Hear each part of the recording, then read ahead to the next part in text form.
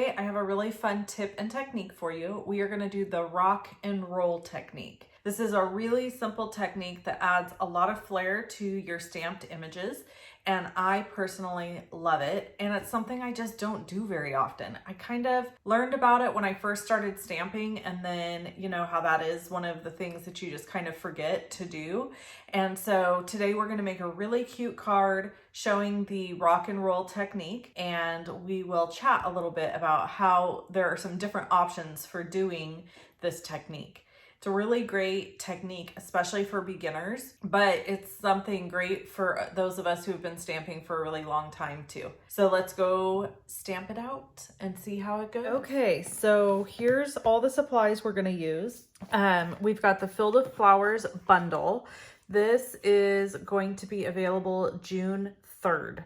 So if you're not a Stampin' Up! Demonstrator, you can't get it yet, but you can get it starting June 3rd. If you want to purchase the starter kit, you can get it now in your starter kit. So the item number for it is below, and it's really cool because this is a border punch, but also will punch out all these little flowers. We're actually not even going to use the punch today, but we are going to use this gorgeous stamp set.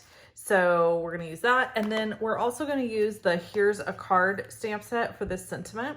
I'm in desperate need of birthday cards. So I thought that I would make a few birthday cards, and we're going to just show you some of the techniques. So for rock and roll, let me grab this other thing here. I want to make sure I don't forget that.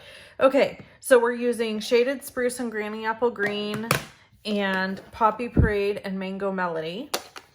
And I'm gonna, so first things first is I like to use the rock and roll technique with a little bit of water. So I've got a Stampin' Spritzer here, and this is especially important to use when you are using photopolymer stamps. For whatever reason, the ink seems to not move as much on a photopolymer stamp as it will on a red rubber. So that's good and bad depending on what you're doing. So we're gonna start out with Poppy Parade and Mango Melody. And I'm actually going to ink up, you know what? No, we're gonna start first with the green, sorry. Shaded Spruce and Granny Apple Green, because I wanna stamp my stems first.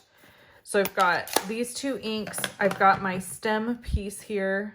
I just stuck that right into ink. Super smart. Come on, Wendy. Get it together, lady. Okay, we'll clean that off. And then, yeah, so the best rule to apply, if you want to call it a rule, is to start in your lighter color and go to your darker. If you go darker and then lighter, you're going to take the dark ink and put it into your light ink, and it can actually change the color of it. So the best thing to do is always start with your lightest color. So I've inked up here in Granny Apple Green, and then this is where the technique comes in. I don't want to cover this whole image with Shaded Spruce. I just want to infuse the color kind of into this. So we're going to just kind of go on the edge and roll it. So here you can see, now I've got two colors. So if I stamped it right now, just like this, it's going to make a really harsh line between those two colors.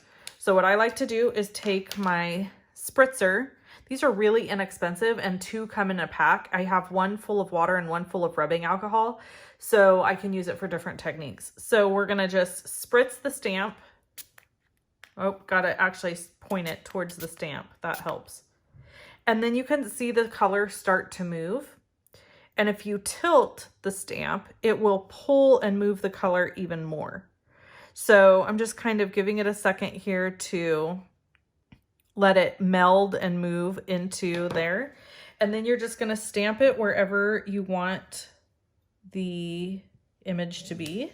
And you can see here that it really mixes beautifully. So then we're going to do the top, and we're gonna use Mango Melody and Poppy Parade. And I'm gonna go full force into the Mango Melody. And then I just want the top edges of these flowers to be Poppy Parade. So I'm tilting my clear block and moving it down into the poppy parade. You can see there. And then to make that really move beautifully, I'm going to spritz it and let it go ahead and start moving down into the flower. And this is a really fun and inexpensive technique to do. And you can add as much water as you want or as little, and you'll get more or less movement. So then stamp, and you can see it kind of gets a little bit smudgy, but when it dries really beautifully. I probably got a little too much water on this guy here, but the other one looks beautiful, so it's a win for me. And the cool thing is every single one of these cards is going to come out a little bit different. So I'm going to set that aside and we're going to do this again so that you can see the technique. So I've cleaned the stamp because again, I don't want to put, you know what, I'm going to use my Stampin'. There we go. I don't want to put that red into the mango. So we're going to ink it up. Just the tops of these flowers and spritz. And let it kind of move. And then stamp. And then clean it.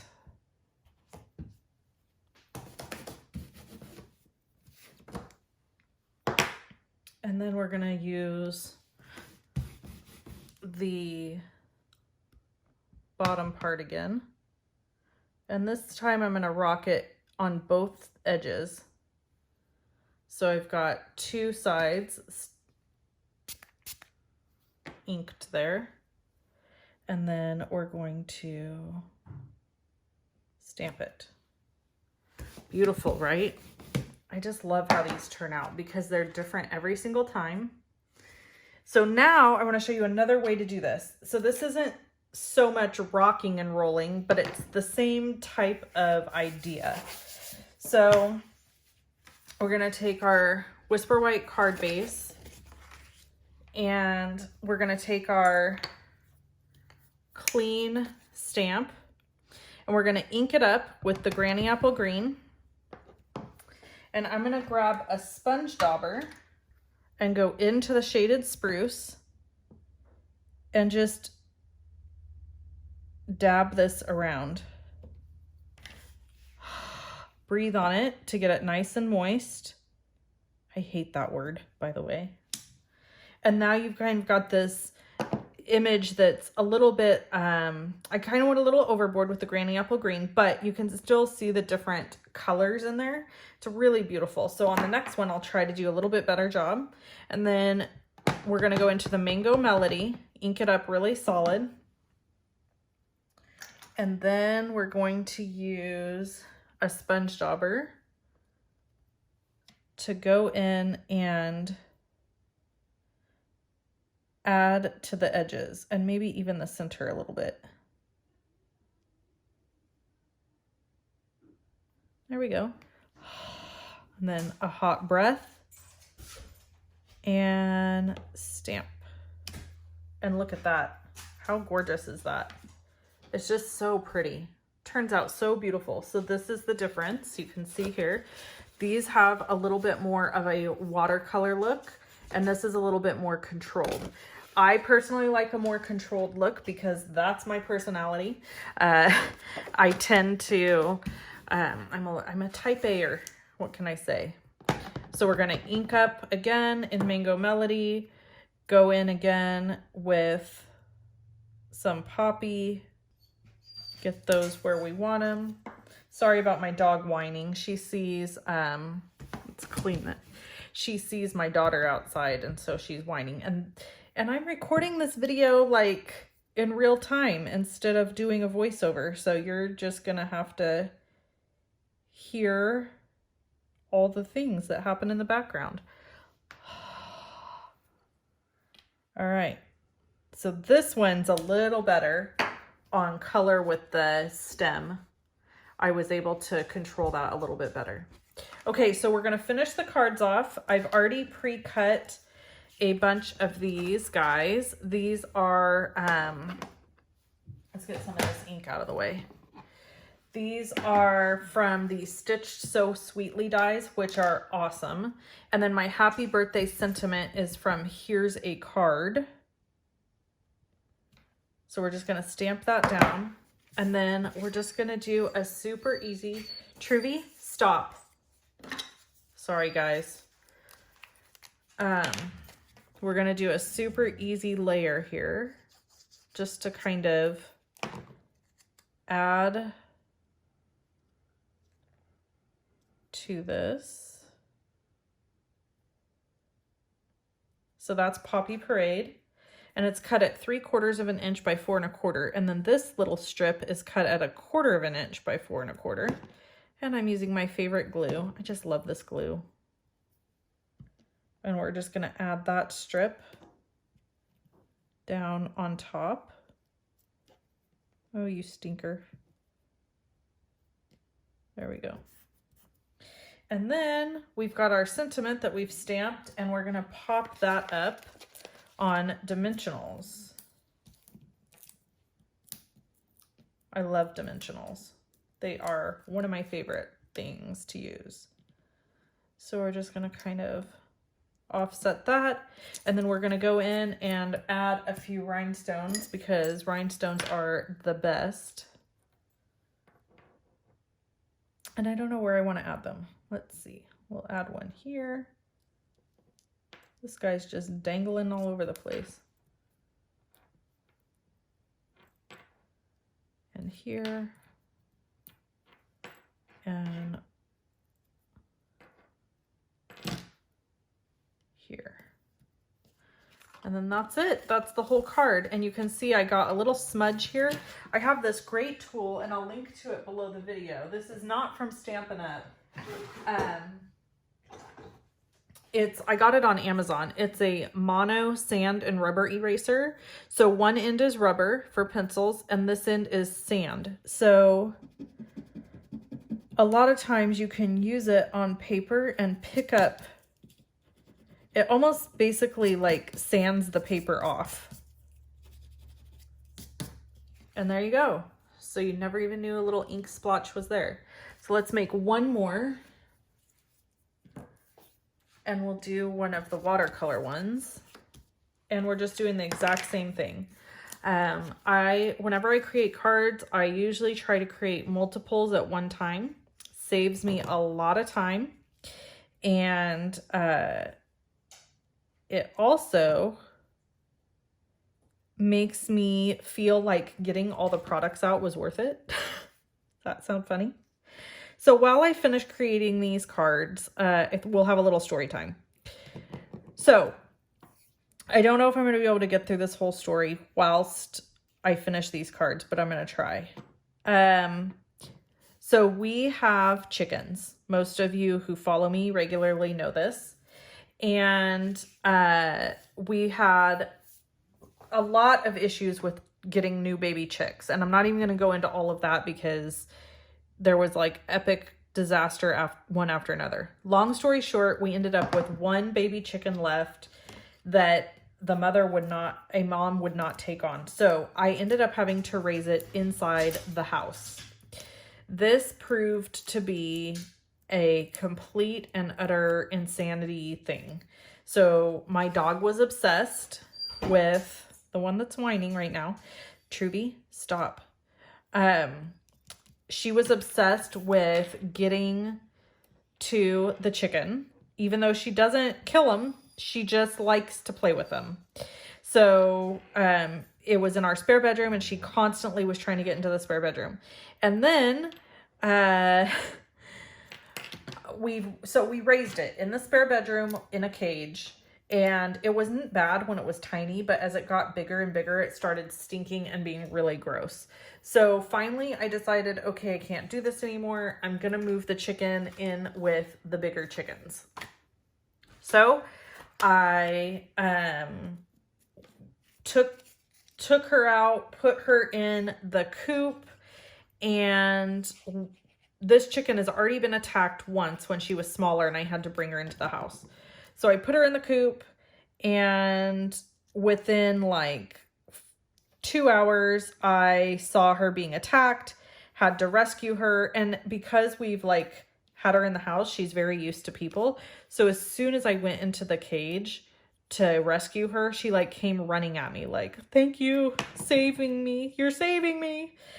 And so I'm attached to this chicken now, which normally I don't get attached to chickens, but I am attached to this one now. And so I get her out and I'm like, okay, what am I going to do with this chicken? So I decide that I'm going to put the cage that we had in the house outside next to the big coop, because I just can't have this chicken in the house anymore. It's grossing me out. It stinks to high heaven. I stamped that crooked. Oh well. And so I'm like, I just can't do it anymore. So I go to move the cage out of the house. I get stuck. I spill stuff everywhere. It was an epic disaster. It was crazy.